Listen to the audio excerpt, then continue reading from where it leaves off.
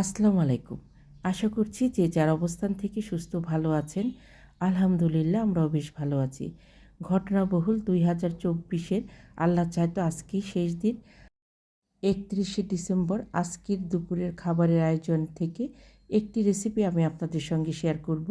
আমন্ত্রণ জানাচ্ছি দিলরুবার হেসেলে। অনুরোধ করব লাইক দিয়ে আজকের রেসিপিটি কন্টিনিউ করবেন। আশা করছি বছর শেষের আজকের রেসিপিটি আপনাদের কাছে ভালো লাগবে।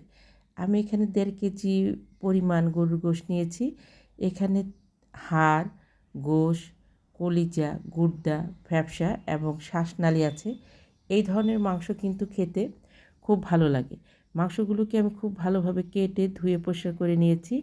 যে কোনো মাংসের কলিজাকে একটু হলুদ লবণ দিয়ে 10 মিনিটের মতো জ্বালিয়ে নিলে কলিজার থেকে এক ধরনের কালো রক্ত বের হয়। এটা ফেলে পরিষ্কার করে ধুয়ে রান্না করতে হয়। অনেকে জানেন, যারা জানেন না তারা এইভাবে ধুয়ে নেবেন। একটা পাত্রে পরিমাণ মতো তেল দিয়ে এলাচি, দারচিনি, লবঙ্গ এবং গোলমরিচ দিয়ে 5 সেকেন্ডের মতো ভেজে নেব। তারপর বড় সাইজের 3টা পেঁয়াজ কুচি করে কেটে নিয়েছি, সেটা দিয়ে দেব। পেঁয়াজটা বেশি দিলে তরকারির গ্রেভিটা একটু ঘন হয়। একটা বড় সাইজের রসুন কুচিয়ে নিয়েছি, এটাকে আমি লাল লাল করে ভেজে নেব।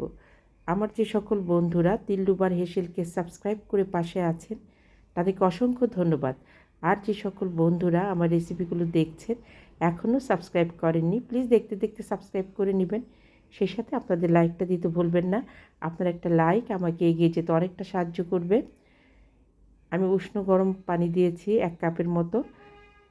একটু নেড়ে চেড়ে আমি এখানে 2 চা চামচ হবে আর কি আদা রসুনের পেস্ট দেব, 1 চা চামচ জিরা বাটা।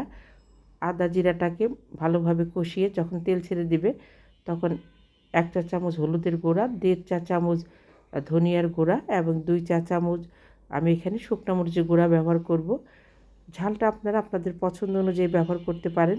সমস্ত গুঁড়া মশলা দেওয়ার পরে মশলাটাকে খুব ভালোভাবে কষিয়ে নেব।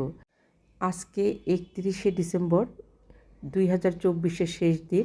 আমি সবসময় চেষ্টা করি বছরের এই শেষ দিনটায় পরিবার পরিজন বা বন্ধুবান্ধব নিয়ে কিছুটা সুন্দর সময় কাটাতে এবং বাসায়ও খাবার মেনুতেও হালকা কিছু পরিবর্তন আনি। রাতে সকলে মিলে আমাদের ছাদে খুব ছোট্ট পরিসরে একটু বারবিকিউ করে থাকি।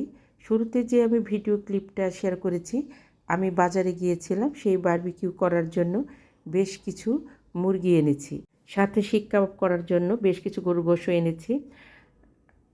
আজকের রাত মানে 31 তারিখ রাতে ছাদে সব ভাই বোন মিলে একটু বারবিকিউ করব।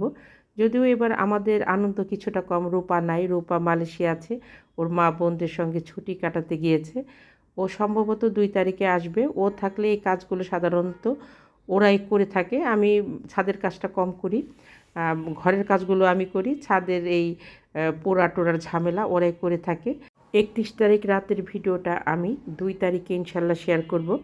আপনাদের প্রত্যেককে ভিডিওটি দেখার আমন্ত্রণ রইল। আশা করছি ভিডিওটি আপনাদের কাছে ভীষণ ভালো লাগবে। আমি মাংসটাকে খুব ভালোভাবে কষিয়ে নিয়েছি, পরে উষ্ণ গরম পানি দিয়েছি, দিয়ে ঢেকে রাখবো এবং যখন একটু বলক চলে আসবে পরিষ্কার করে রাখা নতুন আলু, ছোট ছোট আলু আস্তে আস্তে দিয়েছি, দিয়ে ঢেকে ঢেকে সেদ্ধ করে নেব। খুব একটা ডিটেলসে আর দেখাবো না, আমার চ্যানেলে অনেক গরুর মাংসের রেসিপি আছে। 3টির মতো এলাচ মুখ চিরে দিয়ে ঢেকে 10 মিনিটের মতো দমে রাখবো। দেশ দেশের বাইরে দূর দূরান্ত থেকে যে সকল দাদা দিদি ভাই বোন বন্ধু, সেই সাথে আমার সাধারণ দর্শক বন্ধু যারা আছেন আমার রেসিপিগুলো দেখে অনেক সুন্দর সুন্দর কমেন্ট করছেন, আমি তাদের প্রতি ভীষণভাবে কৃতজ্ঞ। প্লিজ এভাবেই পাশে থাকবেন। যে মিষ্টিটা আমি এখন প্যাকেট থেকে তুলছি এটা যশোরের খুব মজার একটি মিষ্টি। এটা যারা যশোরে থাকেন বা খেয়েছেন তারাই এটার মজা বুঝেন।